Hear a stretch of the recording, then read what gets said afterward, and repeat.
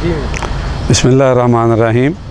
Doctor Aafia Siddiqui के बारे में सबसे पहले तो मैं अर्ज़ करूँगा कि इनकी गिरफ़्तारी पाकिस्तान की अदलिया, पाकिस्तान की फ़ौज और पाकिस्तानी कौम के मुँह पे तमाचा है।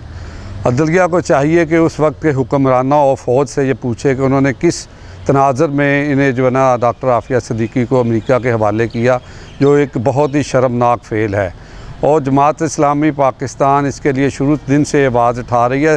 सिर्फ आफिया सिद्दीकी के बारे में नहीं, और भी जो मिसिंग पर्सनस हैं जो नेशनल वाइज हमारी एजेंसियों ने उठाए हुए हैं या अमेरिका को हवाले किए गए हैं। पहले भी बहुत से अफराद को जमात इस्लामी ने रहा करवाया। इसके लिए भी अल्हम्दुलिल्लाह जमात इस्लामी कोशिश कर रही है और उसकी बहन से मुलाकात भी, उसकी आफिया सिद्दीकी की बहन की मुलाकात भी हुई है। और जो मुलाकात में उन्होंने हवाल बताया है वो रो देने वाला है और इंतहाई अलमनाक है।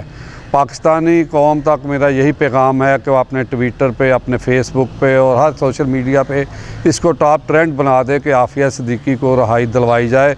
और जैसा कि सेनेटर मुश्ताक साहब ने कहा, इसकी चाबियाँ वाशिंगटन में नहीं हैं, बल्कि इसकी रहाई की चाबियाँ इस्लामाबाद में हैं। अगर आज हमारे हुक्मरान हिम्मत से और गैरत से काम लें तो वो दिन दूर नहीं जब आफिया सिद्दीकी हमारे पाकिस्तान में होगी इंशाअल्लाह।